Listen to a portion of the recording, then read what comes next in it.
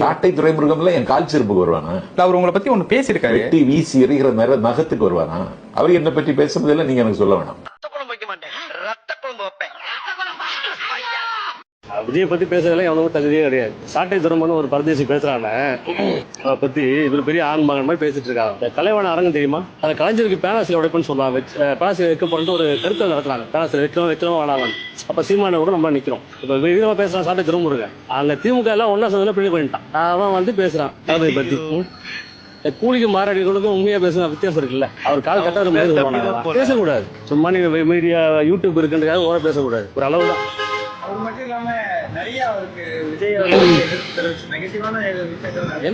யாருப்பா ஒத்துமையா இருக்குது? ஆட்சி அவர் அரசியல் வந்ததுக்கு அப்புறம் பேசுங்கப்பா. அரசியல் வந்தப்ப 5 வருஷம் கொடுத்த அப்புறம் அவர் வந்து ஊழல் பண்ணிட்டாரு சொல்லுங்க. எல்லாம் பேசுறதெல்லாம் அல்லவங்களா நீங்க எல்லாருமே? ஒரு நாள் சாட்ட திரும்ப எல்லாம் வந்து திமுக வந்து பேசுறவன் இந்த அவர் பார்த்து வந்த அப்புறம் பேசுறான் திமுக பத்தி எல்லாம். சும்மா லைட்டா பேசி போறாங்க. அரசியல் வரட்டுமே, வந்து பண்ணட்டுமே. பண்றது முன்னாடியே வந்து அது கூட சொல்றீங்களா? ஜி ஸ்கொயர் பத்தி எங்களுக்கு தெரியாதா? நீங்க என்ன வேலை பாத்தீங்கன்னு சாட்ட திரும்ப எல்லாம் கிருஷ்ணர் முருகனுக்கு வேலை போட்டாலும் தெரியாது எங்களுக்கு.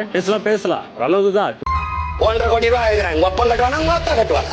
படிக்க ஒப்பம் கொடுப்பான காசு ஓத்தா கொடுப்பாங்க. எவ்வளவு ஒரு தேவடியா முண்ட. ஏன் செல்போன் எடுத்து பாரு, உங்களை ஓத்தாங்கம்மான்னு பேசுறதா இருக்கும்.